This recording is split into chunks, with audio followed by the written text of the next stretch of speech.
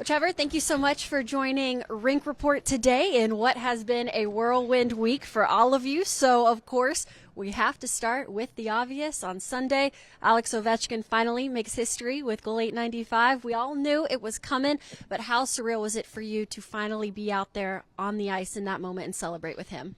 Yeah, it's awesome. I don't think it's fully even sunk in yet, the magnitude of that accomplishment, just because you're with him every day. You see what a normal, great guy is, and the fact that he accomplished something that'll probably never be accomplished again is surreal. And when he did it, I mean, just a moment you'll never forget, sitting on the bench, and when he got the puck there, you knew it's pretty much automatic from that spot. So it was, yeah, great to see. And I mean, he always seems to find the perfect time to score goals, to have those 3 days off after, so we could really celebrate him and his family and all that he's done for hockey and the DMV and the whole world. It was nice to be able to have a little time to do that for him. In true Ovechkin fashion, you mentioned the timing there. Of course, for him, it's perfect to have those 3 days. And we saw all the videos on social media of you guys, rightfully so, celebrating. What was your favorite part of all of that? Yeah, just a lot of really good speeches, a lot of legendary guys talking about what Ovi's meant to them, and just to hear how special this is. I think it kind of helps it sink in. Guys like Backy coming and making a speech, Osh, all the guys he's played with reaching out, whether it's social media or hearing O talk about it. So it's pretty cool. It's been a fun few days, that's for sure. And yeah, being able to celebrate with them, share a drink was a lot of fun. Well, without playing a game since then, through a Carolina loss earlier this week, you guys have officially clinched the Metro Division. Of course, though, I'm sure your sights are set on bigger things. But what does that say about the hard work and the success of your overall season so far? Yeah, no, it says a lot. Obviously, coming from last year was so different. We really struggled to score goals, and this year, right from the jump, we've been successful in that area, and that's kind of carried us. And yeah, obviously we're here because has still found a way to score at a crazy clip. But guys like Pro and Mike's and Willie all having career years and stepping up and taking that next step to really lead us to that record. And it's been a lot of fun, obviously. Yeah, like you said, it's nice to take a breath and realize those accomplishments that we had. But obviously the big one's still yet to come. Well, Carolina in town tonight. We'll get to the fireworks that I want to talk about in a second, but you're a former Cane yourself. No matter how many years it's been, is there always a little extra emotion when playing a former team? Oh, yeah. I think you always want to win those games. Obviously, shared a lot of memories with the guys over there and had a great experience there. But now on the other side of it, you want to stick it to them a little bit. So it's always nice to try to get wins against former teams. And just we know they're a great team in our division, and if you're going to make a run in the playoffs, it's probably going to go through them, and they've had a lot of playoff success lately. So it's definitely kind of set the tone type of night. Obviously, last game got a little bit wild, but yeah, I think tonight we're focused on our game and doing the things that have made us successful all year.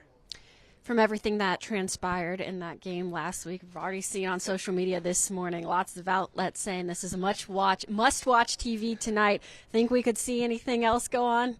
Yeah, I don't know that there's anything premeditated, but when you get two teams that are as competitive as us and them, that have some history, that are probably sick of seeing each other, there's always a possibility that happens. But obviously, playoffs are right around the corner. You want to be playing the right way this time of year. You don't want to do anything stupid or borderline that can put you in jeopardy for the games up to come. So I know it'll be intense and highly competitive, but I don't know about any more than that. Well, 5 regular season games to go. Of course, you guys have had a lot to deal with the chase and everything that's come with that, but not maybe playing the best hockey right now. Have lost 5 out of your last 7, and head coach Spencer Carberry saying that these final few games, the D are going to be a big focal point of turning things around. So what's been your take and your mindset on maybe fine-tuning some of those mistakes as we get into playoffs? Yeah, I think we've definitely given up more than we would have liked these last few games. Definitely not playing our best hockey. And I think not only is it defensive zone stuff, being a little harder in front of our net, closing quicker, those obvious defensive things. I think it's also in the O-zone when we get it at the blue line, making good decisions with it so we can stay in the O-zone. The best kind of defending we can do is 200 feet away from our net, and especially against a team like Carolina, who has the ability to kind of tilt the ice if you're mismanaging the puck. So tonight will be a good test. They play a playoff style of game, and it'll be nice to have that challenge, that opportunity to kind of get our game going in the right direction and in the right way. And on the lines of playoffs, you come in, win a Stanley Cup with Chicago in your rookie year, now on a team that has the potential to make a long run again. For you personally, how much has changed in your life, both as a person, as a player, between those two? And what can you take from that year and try to instill maybe into younger guys this season? Yeah, no, obviously that was crazy. My first year had a lot of ups and downs and stuff like that, but to end that way was pretty special. And I don't think when it's your rookie year you realize how hard it is and how you may never be back. It's been 10, 11 years since then, and haven't quite made it back. Have been part of a bunch of really good teams, a bunch of special groups, but it just shows how hard it truly is. But I think our group has a lot of similarities to those Chicago teams. Obviously, there were a lot of legendary guys on our team then: Kane, Taves, Hossa, Seabrook, Keith, a bunch of Hall of Famers, and I think we got a lot of that similarities here. We got some superstar power, but we also have a lot of depth throughout our lineup, and I think that's the key. I think you need to be able to contribute with all four lines. I remember Teuvo Teravainen scoring a couple big goals in that playoff, Antoine Vermette. It's not just the big names in those big times. It's the teams that can find ways to score throughout their lineup. Well, Montreal is all but locked in for most likely the first round matchup that you will see. If that's the case, how do you go into maybe what is one of the best hockey atmospheres in this league and try to take care of business? Yeah, they're on fire right now too, and they're playing a good brand of hockey. And I remember my brother when he was in Philly playing a playoff series there, and how special it truly is. The atmosphere there. It's a rink. I think a lot of guys would say is one of the most fun to play in when the crowd's really into it and they're all on the same page. So it's always fun to play in those hostile environments, and if that's who we end up against, it'll be a great opportunity for us, and we're going to need our best.